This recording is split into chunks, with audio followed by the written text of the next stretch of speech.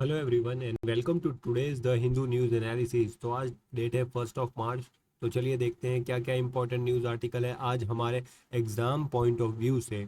तो देखिए, सबसे पहली बात बताई जा रही है कि अभी इसरो ने एक नया ब्राज़ील का अमेजोनिया 1 जो सैटेलाइट है उसको लॉन्च कर दिया है। ठीक है, और ये किससे किया गया है? PSLV-C51 के द्वारा ये लॉन्च किया गया है। ठीक है, तो इसरो ने ये एक नई उपलब्धि हासिल की है और ये first dedicated mission of the space agency का जो कमर्शियल आर्म विंग है।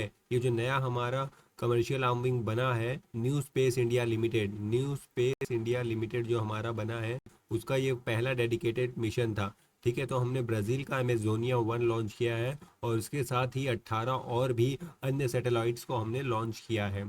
ठीक है, तो अगर बात करें, टोटल 19 सैटेलाइट्स भेजी गई हैं PSLV-C51 के द्वारा।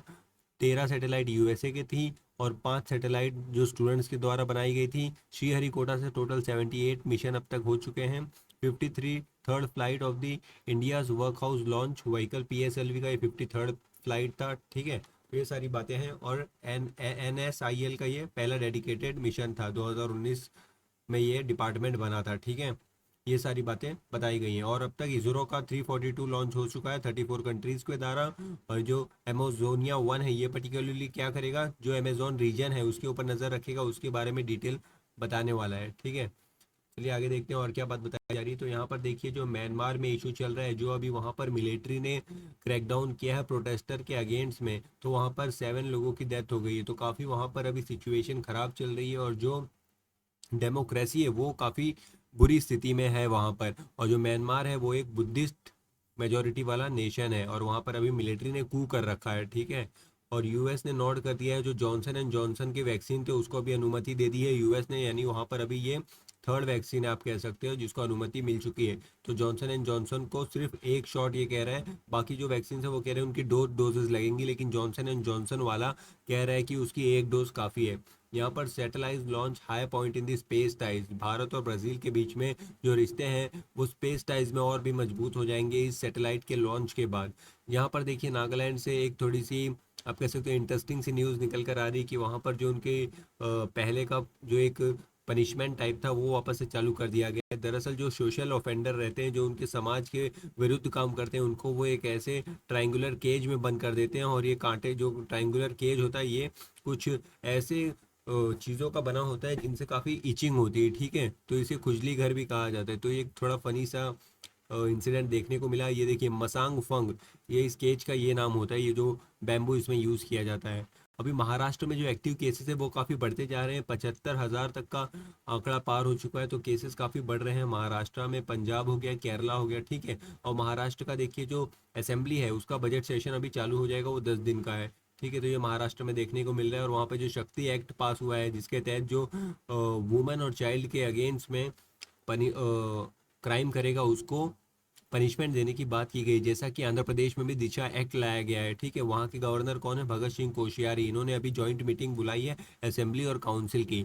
जैसा कि यूनियन में जॉइंट मीटिंग कौन बुलाता है? प्रेसिडेंट बुलाते हैं। कौन से आर्टिकल के तहत? आर्टिकल 108 के तहत। ठीक है, यहाँ पर देखिए, जो आर्मी का रिक्रूटमेंट पेपर लीक हुआ है उसमें 3 अरेस्ट किए गए हैं पुणे में। तो ऐसे इंसिडेंट बहुत से देखने को मिलते हैं जिसके तहत जो जेन्यून कैंडिडेट्स हैं उनको जॉब नहीं मिल पाती और बहुत सारे लोग धांधली करके सीट लेके चले जाते हैं। यहाँ पर एलिफेंट की बात की गई, तो जब भी एलिफेंट आपको सुनाई दे तो सीधा प्रोजेक्ट एलिफेंट 1992 का याद आना चाहिए। ठीक है, बाकी कुछ यहाँ पर इम्पोर्टेंट नहीं है।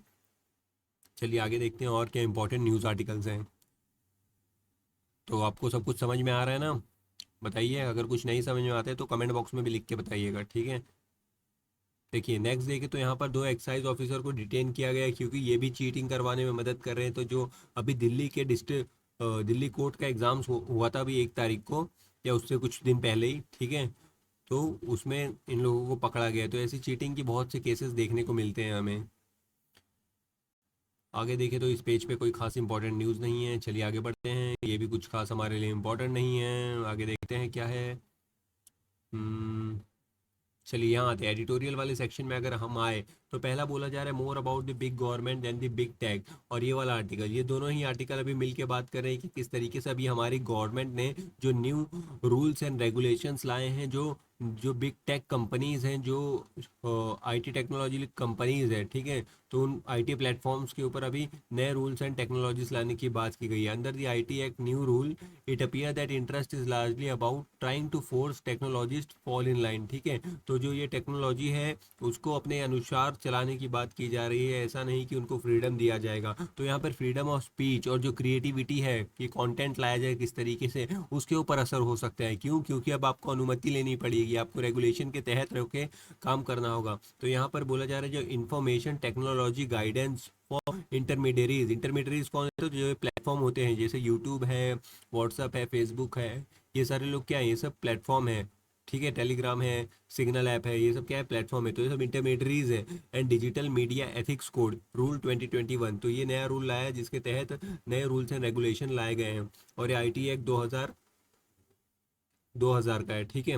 और यहाँ पर बोला जा रहा है 3 टायर रेगुलेटरी मैकेनिज्म बनाने की बात की जाएगी, जिसके तहत रिड्रेसल कंप्लेंट किया जो कंप्लेंट है उसका रिड्रेसल किया जाएगा, ठीक है, तो एक रिड्रेसल मैकेनिज्म बनाया जाएगा जो डिजिटल प्लेटफॉर्म के को फॉलो करना पड़ेगा कोड ऑफ एथिक्स, ठीक है।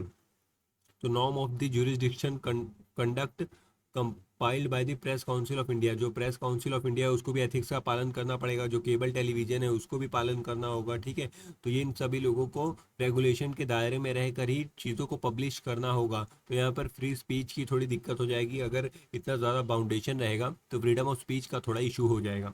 अब any person having a grievance regarding content publish by publisher in relation to code of ethics may furnish his grievance to the grievance mechanism publish by the publisher, ठीक है। अगर कोई दिक्कत होगी तो आपको ग्रीवियंस मैकेनिज्म में कंप्लेंट करना है, और यहाँ पर एक ग्रीवियंस ऑफिसर रखने की बात की गई है, ठीक है। अगर आप उससे भी डिससेटिस्फाइड रहेंगे तो आपको एक सेल्फ रेगुलेटिंग बॉडी के पास जाना पड़ेगा जो पब्लिशर द्वारा बनाई जाएगी, ठीक है। और अगर आप उससे भी डिससेटिस्फाइड हैं तो आपको हाईएस्ट लेवल पे जाना पड़ेगा जो गवर्नमेंट ओवरसाइट मैकेनिज्म रहेगा, यानी गवर्नमेंट के द्वारा संचालित रहेगा, ठीक है।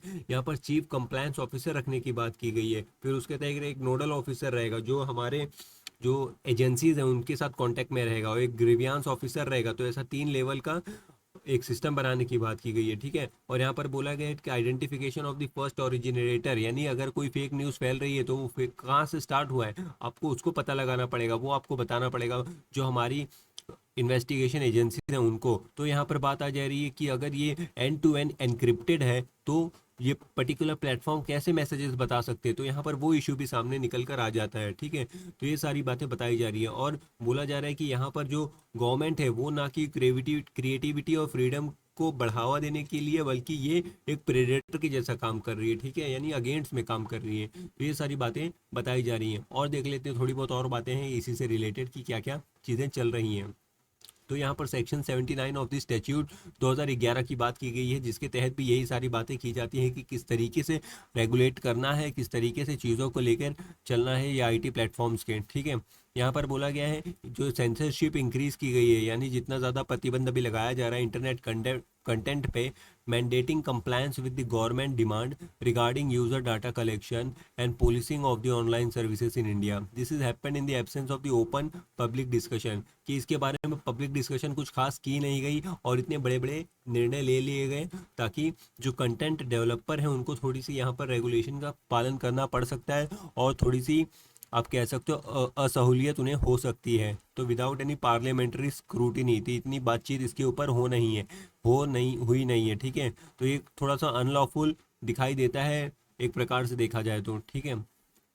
यहाँ पर देखिए जो ड्यू डिलिजेंस है दैट इंटरनेट इंटरमीडियरीज, जो टेलीकॉम प्रोवाइडर है, सर्च इंजिन है, इंटरनेट प्लेटफॉर्म है, होस्टिंग जो करते हैं using generator content to cloud provider, इनको फॉलो करना पड़ेगा ऑर्डर को, और ये अपना इम्यूनिटी क्लेम कर सकते हैं section 79 of the IT act, ठीक है। तो सेक्शन 79 काफ़ी इंपॉर्टेंट है इस पर्टिकुलर चीज़ के लिए। अब यहाँ पर कुछ स्टैंड्स की बात की गई है कि blocking the web content using section 69A section use करेंगे आईटी का तो कुछ कंटेंट को ब्लॉक किया जा सकता है। अब यहाँ पर पर्टिकुलर इंसिडेंट की बात की गई, किस तरीके से ट्विटर को भी बोला गया था कि वो कुछ जो ट्वीट्स हैं उसको हटा दें, कुछ अकाउंट्स हैं उसको ब्लॉक कर दें क्योंकि वो फार्मर के सपोर्ट में बात कर रहे थे या गवर्नमेंट के अगेंस्ट में बात कर रहे थे। ठीक है, तो ऐसे इंसिडेंट्स भी देखने को मिले हैं। When union government issue subordinate rule, it is limited to the substantial provision let down by the parliament in original act pass by the letter. ठीक है, कि अगर यूनियन गवर्नमेंट कोई इशू पास कर रहा है, कोई रूल पास कर रहा है, तो ये एक प्रोविजन बन के रह जाता है जो पार्लियामेंट ने पास किया है, और इसमें जो एग्जीक्यूटिव है वो कोई खास मेजर रोल प्ले नहीं कर सकता है, उन्हें थोड़ी बहुत बात माननी ही होती है, उनका इसमें ज़्यादा से चलता नहीं है। ठीक है, ये सारी बातें बताई गई हैं। अब यहाँ पर बोला गया है कि कैसे नई नई जो डिजिटल साइट्स है, वेबसाइट्स है, वो ग्रो किए जा रहे हैं डे बाय डे, और उसमें अगर ऐसे रेस्ट्रिक्शंस लगेंगे तो उनकी क्रिएटिविटी के ऊपर इफेक्ट हो सकता है। ठीक है, और यहाँ बोला गया है जो ब्रॉडकास्टिंग किया जाता है, स्ट्रीमिंग किया जाता है वीडियो, उनके ऊपर रेस्ट्रिक्शंस रहेगी, उनको रेगुलेट करना होगा कि क्या कंटेंट वो दे रहे हैं। ठीक है, तो ये सारी बातें बताई गई, और यहाँ पर फ्रीडम ऑफ स्पीच का एक थोड़ा सा मामला निकल कर आता है कि किस तरीके से जो गवर्नमेंट है वो सपोर्ट करने के बजाय थोड़ा सा प्रेडेटर की तरफ बिहेव कर रही है।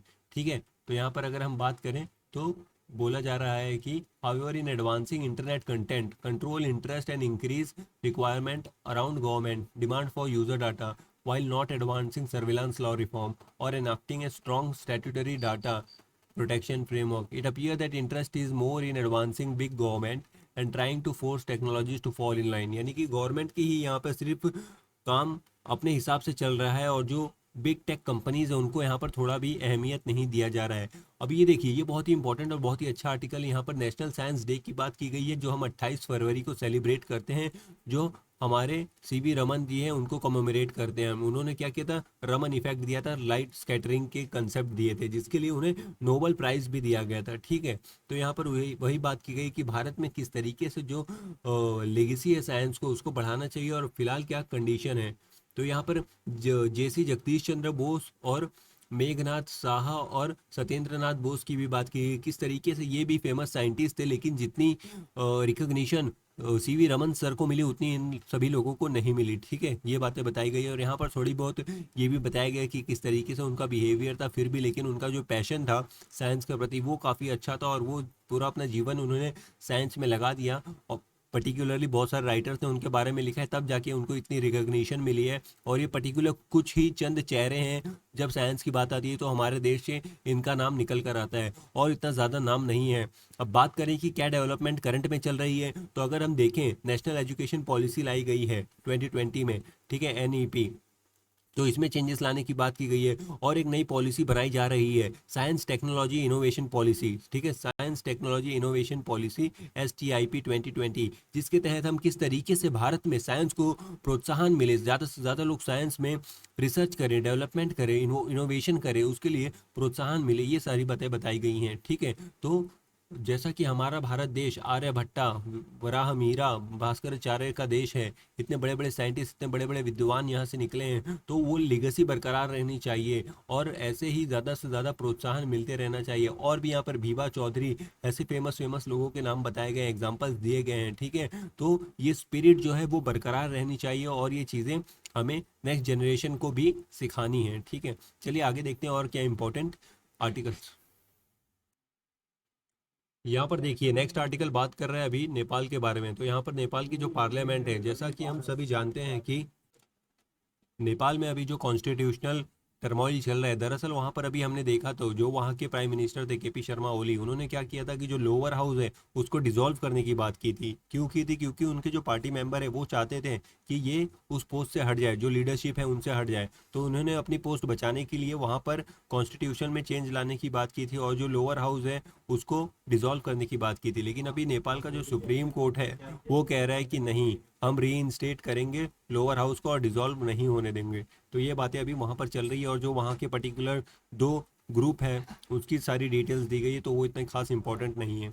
चलिए आगे देखते हैं। तो ये देखिए, ये वाला आर्टिकल अभी बात कर रहा है जो सऊदी अरेबिया और USA का रिलेशन है। जो अभी जो बिडेन, जो 46th president of the USA बने हैं, उनके आने के बाद क्या सिचुएशन चल रही है। तो दरअसल एक इंसिडेंट हुआ था, जमाल खशोगी का इंसिडेंट, जिसके तहत ये एक जर्नलिस्ट थे जो सऊदी अरेबिया की काफ़ी डिटेल्स जानते थे, और इन्होंने जाके वो डिटेल्स बहुत सारी इधर उधर फैला दी थी। तो जो सऊदी अरेबिया के प्रिंस है मोहम्मद बिन सलमान, ठीक है, उन्होंने इनकी हत्या करवा दी थी।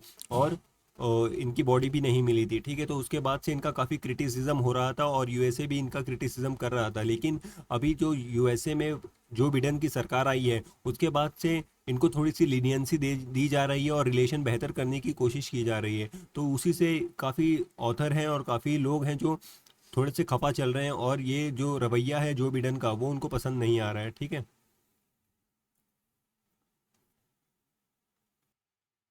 यहाँ पर देखिए ये वाला आर्टिकल बात कर रहा है कि किस तरीके से हमें वाटर कंजर्वेशन के ऊपर फोकस करना चाहिए। ये ऐसा हमारे प्रधानमंत्री जी ने कहा है कि वाटर कंजर्वेशन करना बहुत ही ज़रूरी है, क्योंकि बहुत कम ही पानी अभी यूज़फुल पर्पज़ के लिए बचा है, ठीक है। तो उसको कंजर्व करने की काफ़ी ज़्यादा ज़रूरत है। आगे देखें तो यहाँ पर बात की जा रही है अभी जो श्रीलंकन की एयरफोर्स है उसका 70th एनिवर्सरी सेलिब्रेट किया जा रहा है। तो उसी से रिगार्डिंग जो सूर्य किरण और सारंग टीम है, उन्होंने कोलंबो में एक एक्रोबेटिक्स करके दिखाया है, ठीक है। तो ये भारत और श्रीलंका का जो रिलेशन है उससे रिलेटेड ये न्यूज़ है। तो ये था 1 मार्च का न्यूज़पेपर।